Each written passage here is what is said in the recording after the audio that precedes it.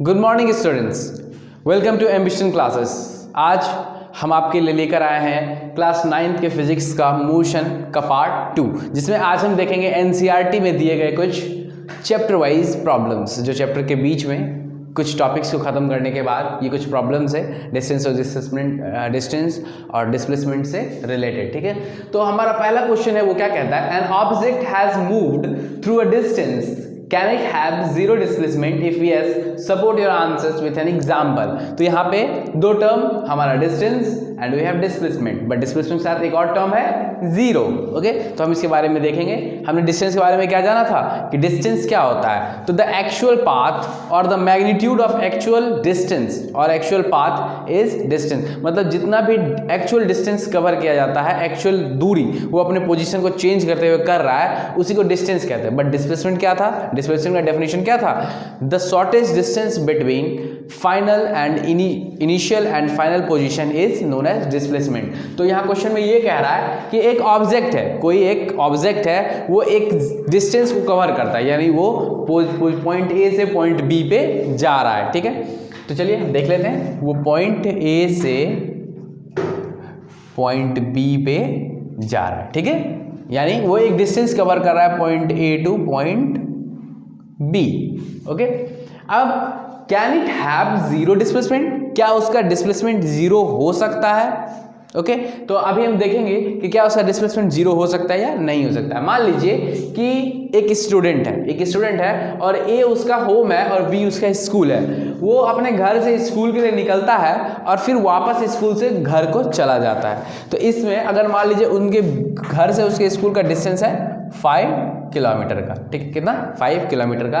तो वो 5 किलोमीटर का डिस्टेंस कवर कर रहा है और फिर वो बी टू ए आ रहा है, यानी टोटल डिस्टेंस हमारा क्या हो गया?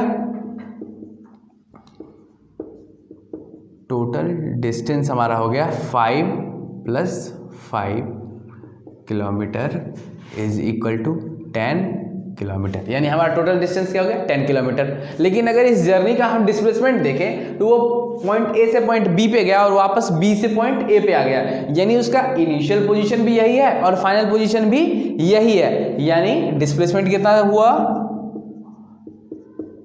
Displacement is equal to zero, यानी हमारा ये चीज प्रूव हो गया कि डिस्प्लेसमेंट डिस्टेंस होने के बाद भी डिस्प्लेसमेंट जीरो हो सकता है अगर कोई ऑब्जेक्ट कहीं मूव करके वापस अपने पोजीशन पे आ जाए। एक केस तो ये हो गया। दूसरा केस, मान लीजिए कि कोई ऑब्जेक्ट जो है या कोई पर्सन है, वो एक राउंड पार्क के, एक सर्कुलर पार्क के बाउंड्रीज पे घूम रहा है। बाउंड्रीज पे वो मान लीजिए दौड़ रहा है या रन कर रहा है या वॉक कर रहा है, कुछ भी कर रहा है, और इसका रेडियस जो है वो है हमारा 7 मीटर। ठीक है, और वो ये पार्क का गेट है। ठीक है, ये पार्क का गेट है। उसने दौड़ना यहाँ से शुरू किया, इस पॉइंट, ये ओ मान लेते हैं, इसको ए मान लेते हैं। इसने पॉइंट ए से दौड़ना शुरू किया और ये पूरा एक राउंड लगा के वापस पॉइंट ए पे आता है। ठीक है, तो इसमें अगर हम डिस्टेंस निकालेंगे तो हमारा डिस्टेंस क्या हो जाएगा? हमारा डिस्टेंस क्या हो जाएगा? हमारा डिस्टेंस हो जाएगा 2πr, यानी इस पार्क का सरकमफेरेंस, जिसको आप कैलकुलेट कर सकते हैं। लेकिन अगर डिस्प्लेसमेंट देखें तो उसका इनिशियल पोजीशन भी ए ही था और फाइनल पोजीशन भी ए ही था, इसलिए यहां भी डिस्प्लेसमेंट हमारा क्या हो जाएगा? डिस्प्लेसमेंट हो जाएगा हमारा जीरो। तो मैंने आपको 2 एग्जांपल्स बता दिए, ठीक है, जिसमें आप अपने आंसर को सपोर्ट कर सकते हैं ये बता के कि डिस्टेंस कैन बी, डिस्टेंस जरूर होगा, अगर कोई भी चीज कवर करेगा तो डिस्टेंस होगा। डिस्प्लेसमेंट भी हो सकता है, लेकिन बहुत सारे ऐसे केसेस हैं जहां डिस्टेंस होने के बाद भी डिस्प्लेसमेंट क्या हो सकता है? जीरो हो सकता है। चलिए अब हम मूव करते हैं अपने नेक्स्ट क्वेश्चन की तरफ, जो हमारा इस एग्जाम्पल से रिलेटेड होने वाला है। A farmer moves along a boundary of a square field of side 10 meter in 40 seconds. What will be the magnitude of displacement of the farmer at the end of 2 minutes 20 seconds from his initial position? ठीक है, चलिए इसके लिए सबसे पहला है कि एक स्क्वायर फील्ड है। क्या दे रखा है उसने क्वेश्चन में? आपको क्या दिया जा रहा है कि एक स्क्वायर फील्ड है। तो चलिए सबसे पहले हम एक स्क्वायर फील्ड ड्रॉ करते हैं। You all know that all sides of a square are equal. That's why it is a square. तो a farmer moves along the boundary. वो क्या करता है? इसके बाउंड्री से जाता है। हम एजेस के नाम लिख देते हैं A, B, C, D। वो इनके एजेस पे मूव करता है, यानी उनके बाउंड्रीज पे मूव कर रहा है। Square field of side 10 metre, तो इसका साइड कितना है 10 मीटर, इसका यानी एक साइड है 10 मीटर, ठीक है। अब farmer moves along the boundary of a square field of side 10 metre in 40 seconds, यानी वो मान लीजिए अगर पॉइंट ए से अपने जर्नी को शुरू कर रहा है तो वापस पॉइंट ए पर आने में इसको टाइम कितना लग रहा है, तो लिख लेते हैं टाइम 40 सेकेंड। अब स्क्वायर फील्ड का एक साइड है हमारा 10 मीटर, तो इसका पेरीमीटर क्या हो जाएगा, इसका पेरीमीटर हो जाएगा 10 इंटू 4 यानी 40 मीटर, यानी वो 40 मीटर का डिस्टेंस कवर कर रहा है, तो 40 मीटर का वो डिस्टेंस कवर कर रहा है कितने सेकंड्स में, 40 सेकंड्स में, ठीक है। हमको यहीं तक का मतलब है कि उसने 40 मीटर का डिस्टेंस कवर किया 40 सेकंड्स में। तो what will be the magnitude of displacement, यहाँ डिस्प्लेसमेंट का मैग्नीट्यूड क्या होगा of the farmer at the end of 2 minute and 20 second. तो सबसे पहले चलिए हम 2 मिनट्स 20 सेकेंड्स को चेंज करते हैं सेकेंड्स में, तो 2 इंटू 120 प्लस 20 यानी ये हो गया आपका 2 मिनट्स है ना, तो देन 2 इंटू 60, ओके, तो 120 plus 20 seconds is equal to 140 seconds. अब चूंकि वो एक राउंड कवर करने में 40 सेकेंड का टाइम लगाता है, वो एक राउंड कवर करता है 40 सेकेंड्स में, यानी वो 2 राउंड 3 राउंड, अगर 40 सेकेंड्स को हम देखें तो 40 सेकेंड यानी 140 सेकेंड को अगर हम तोड़ें 40 सेकेंड में, तो 40 सेकेंड फिर 40 सेकेंड फिर 40 सेकेंड्स और सबसे लास्ट में आपका बच जाता है 20 सेकेंड्स, ठीक है। इस 40 सेकेंड में उसने 1 राउंड कवर किया, इसमें भी 1 राउंड, इसमें भी 1 राउंड, और लास्ट का 20 सेकेंड चूंकि ये 40 सेकेंड का आधा है, यानी अगर उसने ए से शुरू किया होगा तो वो सी पर जाके पहुंचेगा, क्योंकि उसको 20 सेकेंड क्योंकि हर एक मीटर कवर करने में वो 40 सेकेंड्स ले रहा है, 40 मीटर कवर करने में, यानी हर मीटर के साथ उसको 1 सेकेंड का टाइम लग रहा है, यानी एक राउंड उसने 1 राउंड कंप्लीट किया, 2 राउंड कंप्लीट किया, दूसरा राउंड में वो 20 सेकेंड है, यानी पहला ये साइड 10 सेकेंड में कवर करेगा और दूसरा साइड वो 10 सेकेंड में कवर कर रहा है, यानी वो जब रुकेगा 2 मिनट्स 20 सेकेंड्स के बाद जब वो रुकेगा तो वो किस पे होगा, पॉइंट सी पे होगा। तो अब हमको यहाँ क्या निकालना है, डिस्प्लेसमेंट निकालना है, ये डिस्प्लेसमेंट, यानी हमको क्या चाहिए, ये AC चाहिए, ठीक है। तो अगर हम देखें तो हमसे यहाँ पे उसने डिस्टेंस के लिए नहीं बोला है, हमसे सिर्फ कहा गया है डिस्प्लेसमेंट, ठीक है, डिस्प्लेसमेंट सिर्फ बोला गया, हमसे डिस्टेंस नहीं बोला गया, तो हम सिर्फ डिस्प्लेसमेंट निकालेंगे, ठीक है। हम जानते हैं कि एक स्क्वायर का जो साइड होता है वो हमेशा कितने डिग्री का होता है, 90 डिग्री का होता है, यानी triangle ABC is a right angled triangle. ABC जो है ट्राइंगल ABC वो एक राइट एंगल ट्राइंगल है, तो डिस्प्लेसमेंट हमारा क्या हो जाएगा, AC, और AC निकालने का फॉर्मूला क्या हो जाएगा, AC is equal to root under AB square plus BC का स्क्वायर, ठीक है। तो हम निकाल लेते हैं इसको, रूट अंडर AB भी 10 का स्क्वायर प्लस ये भी 10 का स्क्वायर, यानी 100 plus 100 is equal to root under 200। तो इसको हम लोग ऐसे भी लिख सकते हैं, रूट अंडर 2 इंटू 100, जो कि आपका हो जाएगा 100 का जो रूट के बाहर आएगा हो जाएगा 10 और रूट 2 का हो जाएगा रूट 2, यानी 10 रूट 2 मीटर। 10 रूट 2 मीटर क्या हो जाएगा आपका डिस्प्लेसमेंट, और यही सेम आपका फॉर्मूला है स्क्वायर के डायगोनल का भी, साइड इंटू रूट 2, तो इसका साइड 10 मीटर है और रूट इस तरह भी डायरेक्ट आप निकाल सकते हैं डायगोनल के फॉर्मूला से भी, बट अगर आप देखा जाए तो डिस्प्लेसमेंट हमारा कितना आता है 10 root 2 metre, okay. So here the displacement in this question is 10 root 2 metre, okay. अब उसने भले ही उसने 3.5 राउंड्स लिए, लेकिन बात डिस्टेंस की करेंगे तब हम इन सब को कैलकुलेट करेंगे, लेकिन हम सिर्फ बात डिस्प्लेसमेंट की कर रहे हैं, तो हमारा इनिशियल पोजीशन ये है, और आपको पता है वो कैसे चलेगा, पहले 40 सेकंड में वो 1 राउंड कवर करेगा, ठीक है, फिर दूसरे 40 सेकंड में वो 1 राउंड कवर करेगा, दोबारा ए पे आ जाएगा, फिर तीसरे 40 सेकंड में भी वो इस राउंड को कवर करेगा और हमेशा ए पे रहेगा, लेकिन अगले में उसके पास सिर्फ 20 सेकंड्स है, और अगले के पास जब 20 सेकंड्स है तो वो हर मीटर के लिए ये 1 सेकंड ले रहा है, यानी ये 10 मीटर के लिए वो 10 सेकंड लेगा, फिर ये 10 मीटर के लिए वो 10 सेकंड लेगा, यानी अगले 20 सेकंड्स में वो पॉइंट सी पे होगा, और पॉइंट सी पे होगा तो इनिशियल एंड फाइनल पोजीशन के बीच का डिस्टेंस हम इसी तरह निकालेंगे। मैंने इसके बारे में आपको बताया भी था डिस्प्लेसमेंट के बारे में, ठीक है। अब हम अपना थर्ड क्वेश्चन की तरफ बढ़ते हैं। तो थर्ड क्वेश्चन मेरा क्या है, which of the following is true for displacement. Displacement के लिए इसमें से कौन सा सही है। It can not be zero, displacement कभी जीरो नहीं हो सकता। तो हमने फर्स्ट क्वेश्चन में प्रूव किया है कि displacement can be zero, so this statement is false. ये स्टेटमेंट कैसा है, फॉल्स, ठीक है, ये ट्रू नहीं है। Its magnitude is greater than the distance travelled by the object. अब आप मेरे को बताइए, जब मैंने आपको इतना ज़्यादा बताया कि डिस्टेंस और डिस्प्लेसमेंट, डिस्टेंस तो एक्चुअल पाथ होता है, ठीक है, अगर वो स्ट्रेट लाइन पे कवर किया जाए तो डिस्टेंस और डिस्प्लेसमेंट इक्वल होंगे, लेकिन कभी ऐसा हो सकता है कि डिस्टेंस से ज़्यादा डिस्प्लेसमेंट का मैग्नीट्यूड हो, नहीं, ऐसा कभी नहीं हो सकता। So it's magnitude is greater then distance travelled, तो ये भी आपका क्या होगा, नो, यानी ये दोनों स्टेटमेंट कैसे हैं, दोनों स्टेटमेंट गलत हैं, इनमें से कोई भी स्टेटमेंट सही नहीं है, ठीक है। तो जो और आगे के टॉपिक्स हम लोग देखेंगे वो होंगे uniform motion, non uniform motion, speed, velocity and acceleration. Okay, तो जो सबसे नया रिसेंट टॉपिक जो हमें पढ़ने वाले हैं वो होगा हमारा uniform motion. Okay, uniform motion.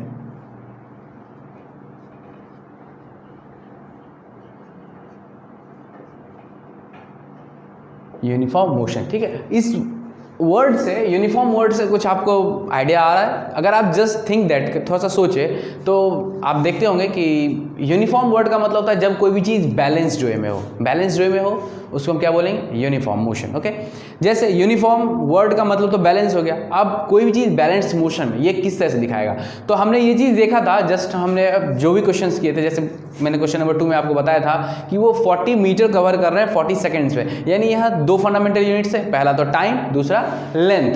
तो यूनिफॉर्म मोशन के लिए भी हम उसी चीज़ का हेल्प लेंगे, जब कोई भी ऑब्जेक्ट, हमारा कोई भी ऑब्जेक्ट मूव कर रहा हो same equal interval of time में, इक्वल डिस्टेंस कवर कर रहा हो, तो हम क्या बोलेंगे कि that object is in uniform motion. जैसे ले लेते हैं, एग्जांपल देखते हैं, ठीक है, कि एक ऑब्जेक्ट है, okay, A and the another one is B, ये दोनों, ये पूरा का पूरा रास्ता है, ठीक है। अब चलिए हम एक नंबर लाइन फॉर्म करते हैं जिससे आपको समझने में हेल्प मिलेगा, ठीक है। तो 0 1 2 3 4 5 6, ठीक है, और ये हमारा डिस्टेंस है, ठीक है, ये हमारा डिस्टेंस है मीटर में, ठीक है, ये हम लिख लेते हैं इन मीटर्स, ठीक है। अब जो कोई भी ऑब्जेक्ट अगर ट्रेवल कर रहा है तो वो क्या कर रहा है कि पहले 1 सेकंड में वो 1 मीटर का डिस्टेंस ट्रेवल करता है, दूसरे सेकंड में वो 2 मीटर का डिस्टेंस ट्रेवल करता है, तीसरे में वो 3 मीटर का डिस्टेंस ट्रेवल करता है, चौथे में वो 4 मीटर का डिस्टेंस ट्रेवल करता है। इसको इस तरह से भी देख सकते हैं कि मान लीजिए फर्स्ट सेकंड में उसने 2 मीटर का डिस्टेंस ट्रेवल किया, दूसरे में 4 मीटर का, तीसरे में 6 मीटर का, यानी वो हर एक सेकंड में वो 2 मीटर का डिस्टेंस ट्रेवल कर रहा है, और ये रेट चेंज नहीं हो रहा है। सो यहाँ क्या हो रहा है कि इक्वल इंटरवल ऑफ टाइम, मतलब अगर टाइम 1 सेकंड का गैप ले रहा है और डिस्टेंस 2 या 3 या 4, बट ये अमाउंट जो है वो इक्वल है, this amounts are equal, that's why they are called uniform motion. तो यूनिफॉर्म मोशन का डेफिनेशन क्या होगा, when an object covers equal distance in equal interval of time then the object is to be said in uniform motion. Okay, चलिए तो इसका definition लिख लेते हैं।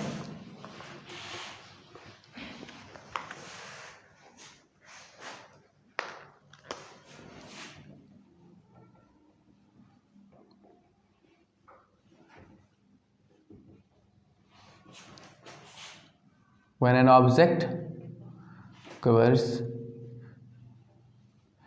equal distance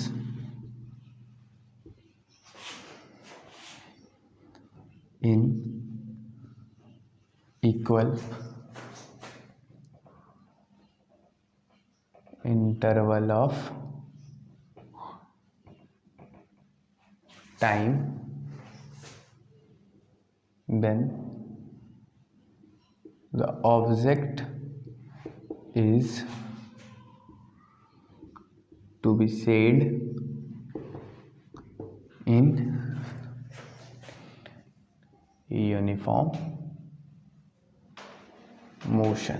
ठीक है, मतलब आपको समझ आ गया। When an object covers equal distance in equal interval of time then then the object is to be stated in uniform motion. ठीक है, अब हम देखेंगे इस यूनिफॉर्म मोशन को और अच्छे से समझने के लिए हम इसके लिए ग्राफ ड्रॉ करेंगे। ठीक है, तो जब हम ग्राफ ड्रॉ करेंगे तो वो ग्राफ हमारा दो एक्सिस से बनेगा, एक्स और वाई एक्सिस, जिसमें हम वाई एक्सिस पे रखेंगे डिस्टेंस को और एक्स एक्सिस पे रखेंगे टाइम को। ठीक है, चलिए तो ग्राफ ड्रॉ करते हैं।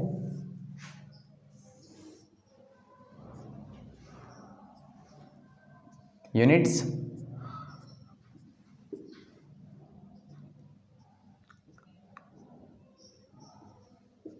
okay, that is y axis and it is x axis, it is time and it is for distance।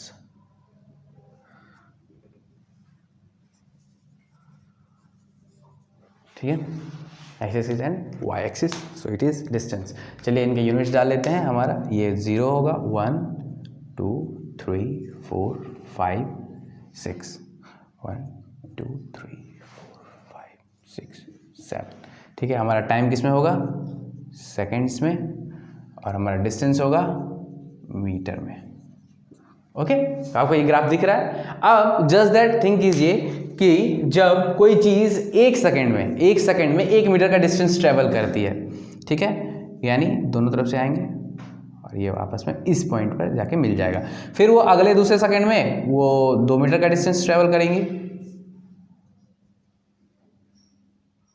इसी तरह वो 3 मीटर का डिस्टेंस तीसरे सेकंड में।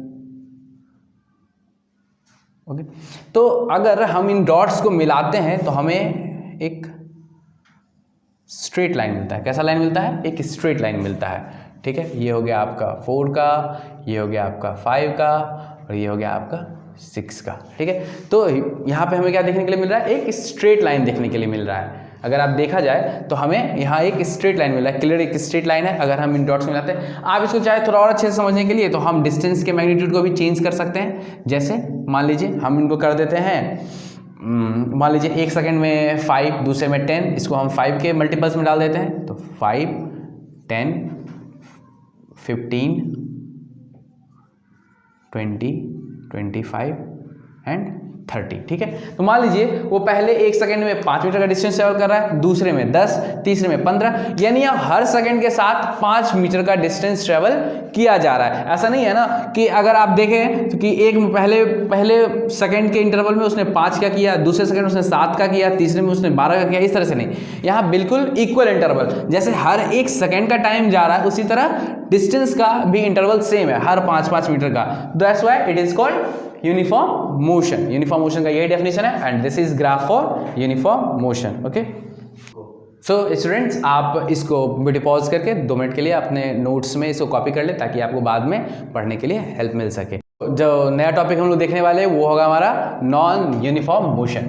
जैसे आपने पढ़ा होगा बचपन में लिविंग एंड नॉन लिविंग। जैसे लिविंग क्या था कि वो ब्रीथ कर सकते थे, स्टिमुलेट कर सकते थे, घूम सकते थे, और नॉन लिविंग जो होते थे वो ये सब नहीं कर सकते थे, यानी उनका उल्टा। दैट्स वाई उनमें एक नया वर्ड जोड़ा गया नॉन। उसी तरह यूनिफॉर्म और नॉन यूनिफॉर्म के पीछे यही डिफरेंस है कि ये बिल्कुल यूनिफॉर्म का उल्टा होगा। जैसे यूनिफॉर्म में आप देखते हैं कि इक्वल डिस्टेंस को कवर किया जाता है इक्वल इंटरवल ऑफ टाइम में, लेकिन इसमें क्या होगा, अनइक्वल डिस्टेंस कवर किया जाएगा इक्वल इंटरवल ऑफ टाइम में। जैसे मान लीजिए टाइम हर सेकंड एक ही बीता है, लेकिन फर्स्ट सेकंड पहले इंटरवल में उसने कवर किया 5 मीटर, दूसरे में वो कवर करेगा 10 मीटर, तीसरे में कवर करेगा 15 मीटर। तो अनइवनली क्या होगा कि यहाँ डिस्टेंस बढ़ता जाएगा, डिस्टेंस का प्रोपोर्शन बढ़ता जाएगा टाइम के according. That's why it is non uniform motion. यहाँ पे कोई भी चीज बैलेंस्ड नहीं होगा। चलिए शुरू करते हैं।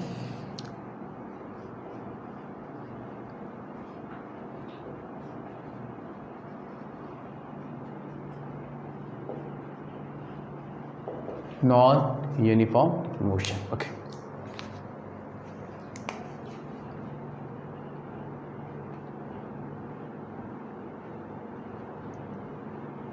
The case where an object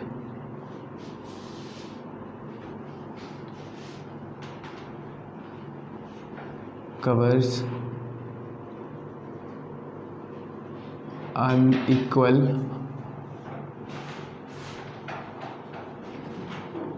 unequal distance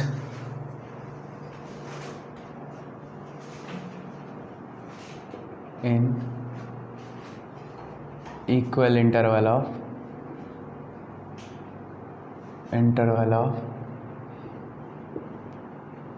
time is called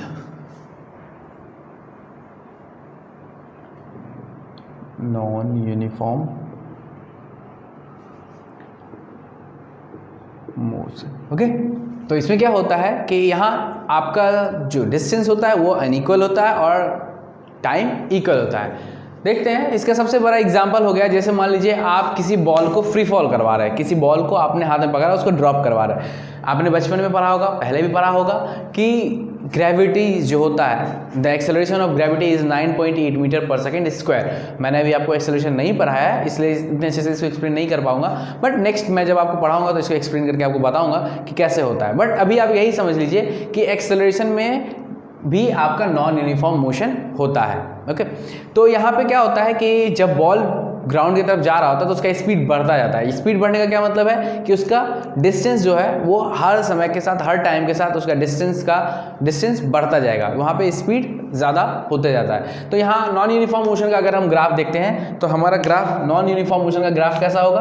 तो नॉन यूनिफॉर्म मोशन का ग्राफ आपको यूनिफॉर्म में कैसा ग्राफ मिला था? तो आपको यूनिफॉर्म में आपने ग्राफ देखा था straight line, but non uniform में हम स्ट्रेट लाइन का ग्राफ नहीं देखेंगे।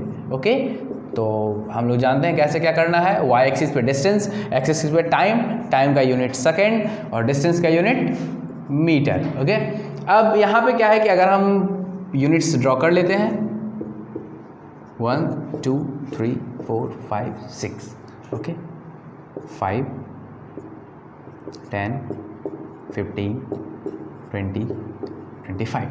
ठीक है, इसमें क्या होगा कि पहले सेकंड में जो ऑब्जेक्ट है वो कवर करता है 3 मीटर का डिस्टेंस, तो 3 मीटर इसके आसपास होगा।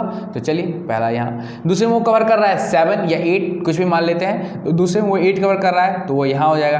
तीसरे में वो कवर कर रहा है 16, तो वो 16 15 के ऊपर होगा तो यहाँ हो जाएगा। फिर मान लीजिए अगले में वो कवर कर रहा है, फोर्थ सेकंड में वो बिल्कुल कवर कर रहा है 16 या 17, तो वो भी यहीं रह जाएगा। अगले में फिफ्थ में भी वो कवर कर रहा है 20 का, तो वो यहाँ हो जाएगा। ठीक है, और सिक्स्थ में वो कवर कर रहा है 21, तो वो भी यहीं होगा। तो यहाँ पे क्या आपको कोई स्ट्रेट लाइन इन डॉट्स को अगर हम मिलाएंगे तो कोई स्ट्रेट लाइन देखने के लिए मिलेगा? नहीं मिलेगा। That's why non uniform motion में आपको ग्राफ में कोई भी स्ट्रेट लाइन नहीं दिखता है, वहाँ हमें एक सिंपल सा स्ट्रक्चर, एक कर्व लाइन देखने के लिए मिलता है जिसको हम इस तरह से डिनोट कर सकते हैं। ठीक है, ये आपका ग्राफ हो जाता है नॉन यूनिफॉर्म मोशन के लिए। तो हम लोग लिख देते हैं non uniform motion. Okay, non uniform motion में क्या हो जाता है? नॉन यूनिफॉर्म मोशन में आपको देखने के लिए मिलता है unequal distance in equal interval of time, that is non uniform motion. और इसका सबसे बेस्ट एग्जांपल क्या है? इसका एग्जांपल है आपका something dropped as free fall. किसी भी चीज़ को आप अगर फ्री फॉल करवाते हैं तो वो इसका सबसे बेस्ट एग्जांपल बनता है। The next topic which we are going to discuss is speed. हमने uniform motion, non uniform motion देख लिया, अब हम देखेंगे speed. Okay, what is speed? सबसे पहले हम देखेंगे कि हमें स्पीड के बारे में पढ़ने की जरूरत क्यों पड़ी। स्पीड क्या बताता है? स्पीड हमें बताता है कि कोई भी चीज़ कितना फास्ट या कितना स्लो मूव कर रहा है, मतलब उसके पोजीशन चेंज करने के रेट को अगर हमको कैलकुलेट करना है तो वो हमें क्या देगा? स्पीड। ठीक है, अब पोजीशन को चेंज, आप जानते हैं कि पोजीशन चेंज करने के लिए हमें दो चीज़ों की जरूरत पड़ती है, या तो वो डिस्टेंस होगा या तो वो डिस्प्लेसमेंट होगा, लेकिन हम पहले डिस्टेंस लेके चलते हैं। तो स्पीड का डेफिनेशन जो निकल के आता है, जो बन के आता है, वो क्या होता है? The rate of change of distance is called speed. तो लिख लेते हैं इसको, the rate of change of speed, the rate of change of distance is called speed. Okay, तो किसी भी चीज़ के रेट, उसका रेट चेंज होता है, अगर उसके डिस्टेंस का रेट चेंज हो रहा है तो उसको हम स्पीड कहेंगे। इसको इस तरह से समझेंगे कि आपने पढ़ा होगा ये क्लास 7 में, उससे पहले भी, कि speed is equal to distance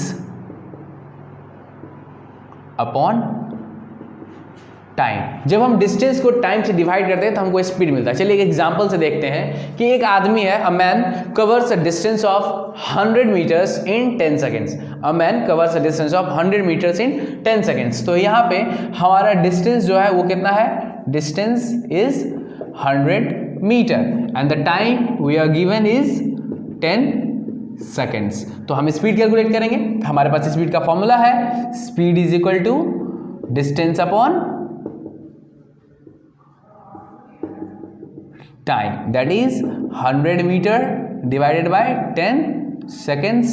10 से it cancels 10, okay, so here is 10 meter per second। यानी ये हमें क्या बता रहा है कि ये आदमी जो है वो हर एक सेकंड में 10 मीटर का डिस्टेंस कवर कर रहा है। यानी या तो अगर मान लीजिए ये स्पीड 1 होता, 2 होता, तो हमें ये पता चलता है कि बहुत स्लो मूव कर रहा है। अगर ये 20 होता, 30 होता, तो हमें पता रहता है कि वो बहुत ज़्यादा स्पीड मूव कर रहा है। यानी स्पीड हमें यही बताता है कि कोई भी ऑब्जेक्ट अपने पोजीशन को किस रेट से चेंज कर रहा है, that what is speed is. Speed का फॉर्मूला हमारे सामने सिंपल सा है, speed is equal to distance upon time. Speed को हम दिखाते हैं, स्पीड को एस से, डिस्टेंस को डी से और टाइम को टी से। तो हम बोल सकते हैं S is equal to D upon T, ये भी बोल सकते हैं। Okay, so this is the formula of speed. अब स्पीड का फॉर्मूला हमने देख लिया, तो स्पीड के फॉर्मूला से हमको पता चल रहा है कि हम यहाँ डिस्टेंस को डिवाइड कर रहे हैं टाइम से। तो the SI unit of speed is metre per second. तो हमारे स्पीड का क्या है, SI unit metre per second. इसके और भी यूनिट्स हो सकते हैं, जैसे kilometre per our, metre per second तो हमें पता है, तो हम किलोमीटर पर आवर, मीटर पर मिनट भी हो सकता है, ऐसे जो भी। बस हमको ये ध्यान रखना है कि यहाँ पे डिस्टेंस को डिवाइड करेगा टाइम, तो वो हमें देगा स्पीड। लेकिन इसका एसआई यूनिट जो होता है, स्टैंडर्ड यूनिट जो होता है, वो होता है metre per second. Okay, and we know कि हम जानते हैं, जैसे हमने पढ़ लिया है कि डिस्टेंस एक स्केलर क्वांटिटी है और यहाँ डिस्टेंस एक फंडामेंटल यूनिट से डिवाइड हो रहा है, सेकंड से। तो डिस्टेंस चूंकि एक स्केलर क्वांटिटी है, इसलिए स्पीड भी क्या हो जाएगा, एक स्केलर क्वांटिटी हो जाएगा, क्योंकि हम स्पीड में कहीं भी डायरेक्शन को मेंशन नहीं कर सकते हैं। So speed is a scalar quantity. अब देखिए, आपको एक बात और पता होना चाहिए, जैसे कि आपको पता है कि हमारे कार में इंस्ट्रूमेंट्स लगे होते हैं, ठीक है। एक इंस्ट्रूमेंट आपको दिखता होगा इस टाइप का, ओके। यहाँ पे आपको अलग अलग यूनिट्स रहते होंगे, यहाँ पे एक मीटर रहता है और यहाँ पे बहुत सारे छोटे छोटे बॉक्सेस होते हैं, ठीक है। ये दो अलग अलग इंस्ट्रूमेंट्स होता है। एक इंस्ट्रूमेंट जो हमें स्पीड बताता है, वो होता है आपका स्पीड, जो स्पीड बताता है, और एक बताता है टोटल डिस्टेंस जो हमारे गाड़ी ने कवर किया। तो जो हमें स्पीड बताता है, the instrument which tells us the speed, the instrument which tells us about speed is speedometer and device which tells about distance। तो जो डिस्टेंस हमें बताए, यानी ये वाला, वो क्या हो जाता है आपका odometer. Okay, so students, video को पॉज करके आप इसको नोट कर लें। ओके, तो आगे जो टॉपिक हम डिस्कस करने वाले हैं वो होगा हमारा एवरेज स्पीड और उसके बाद uniform speed. Topic we gonna discuss is average speed. चलिए देखते हैं।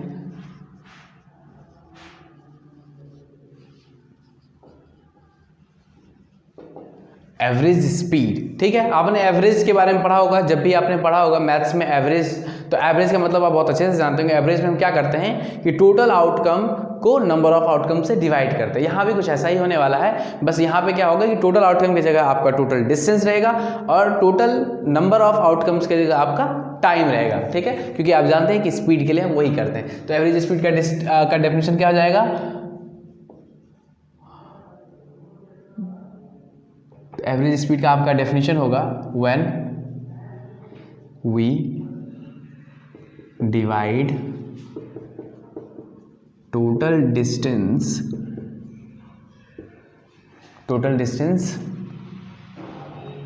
कवर्ड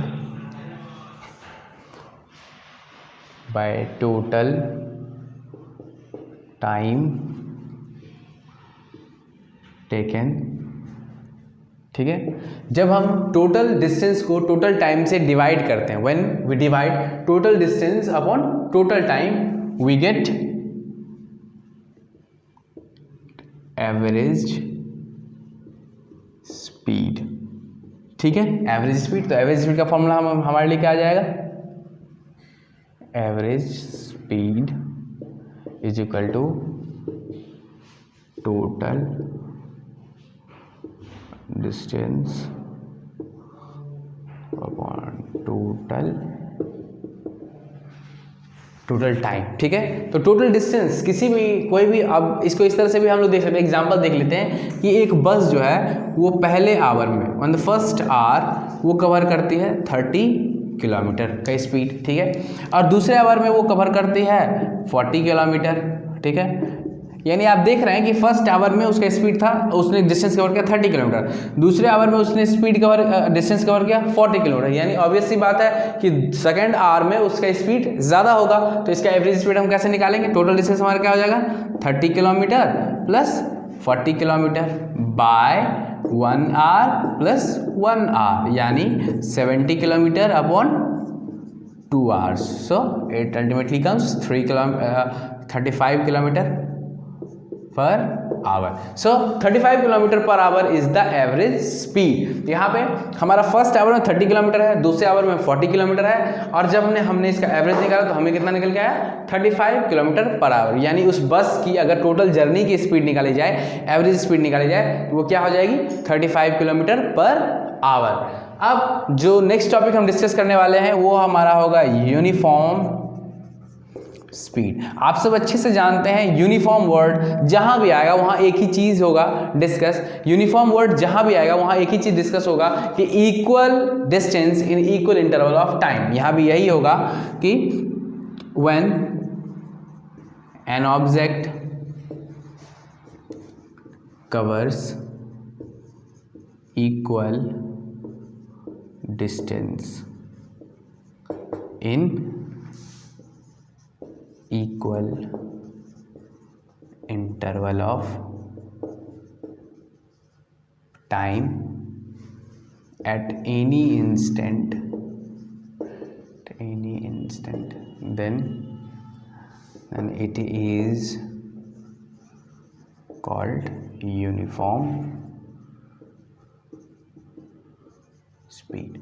ठीक है, किसी भी एक छोटे से छोटे इंस्टेंट पे अगर कोई body equal distance equal interval of time में कवर कर रहा है तो हम ये बोलेंगे कि वो बॉडी यूनिफॉर्म स्पीड से चल रहा है। ठीक है, और जब हम देखते हैं यूनिफॉर्म स्पीड को हमने देख लिया, एवरेज स्पीड को देख लिया, हमने देखा कि इन तीनों केसेस में हम क्या कर रहे हैं कि डिस्टेंस को टाइम से डिवाइड करें, यानी हर जगह हमारा यूनिट क्या होगा, सेम होगा, यानी ऐसा यूनिट मीटर पर सेकंड ही होगा। तो चाहे हम बात करें यूनिफॉर्म स्पीड की या एवरेज स्पीड की। जैसे अगर आप कभी भी बोला जाता है कि एक एथलीट रन कर रहा है 30 मीटर पर सेकेंड से, चीता can run 100 kilometre per our, ये सब स्पीड जो होता है वो कभी भी यूनिफॉर्म स्पीड नहीं होता, वो हमेशा कैसे स्पीड होता है, एवरेज स्पीड होता है। ये सारे एग्जांपल्स किसके हैं, एवरेज स्पीड के हैं। और यूनिफॉर्म स्पीड जो भी होता है वो हमेशा बहुत छोटे से इंटरवल ऑफ टाइम के लिए होता है। ओके, सो आगे के टॉपिक में हम देखेंगे वेलोसिटी, एक्सेलरेशन, लेकिन वेलोसिटी और एक्सेलरेशन से पहले मैं थोड़ा सा आपको बताना चाहूँगा कन्वर्जन ऑफ यूनिट। आप यूनिट को कन्वर्स कैसे कर सकते हैं, जैसे मीटर पर सेकंड को आप किलोमीटर पर आवर में कैसे बदले, किलोमीटर पर आवर को मीटर पर सेकंड में कैसे चेंज करें, क्योंकि जब आप इस चैप्टर के न्यूमेरिकल्स के लिए जाइएगा तो आपको बहुत सारे ऐसे क्वेश्चंस होंगे जहाँ स्पीड आपको मीटर में पूछे और आपको दिया हुआ किलोमीटर में हो, इस टाइप के। तो आपको कन्वर्जन सही से आना चाहिए, उसका शॉर्ट ट्रिक, उसका कॉन्सेप्ट, ये सब कुछ मैं आपको बताने वाला हूँ कन्वर्जन ऑफ यूनिट्स में। ओके, सो स्टूडेंट्स, आज हमने बहुत सारा टॉपिक देखा, uniform motion, non uniform motion, speed, average speed, non uniform speed, ये सारे टॉपिक्स हमने देखे। अब इनमें सब में मैंने आपको नोट्स दे दिया, आप इनको लिख लें। आपको अगर कोई भी इनमें से कोई भी डाउट हो या कोई प्रॉब्लम हो तो आप उसके लिए हमें कॉन्टैक्ट कर सकते हैं। And the next topic we will see in the other videos. Thank you.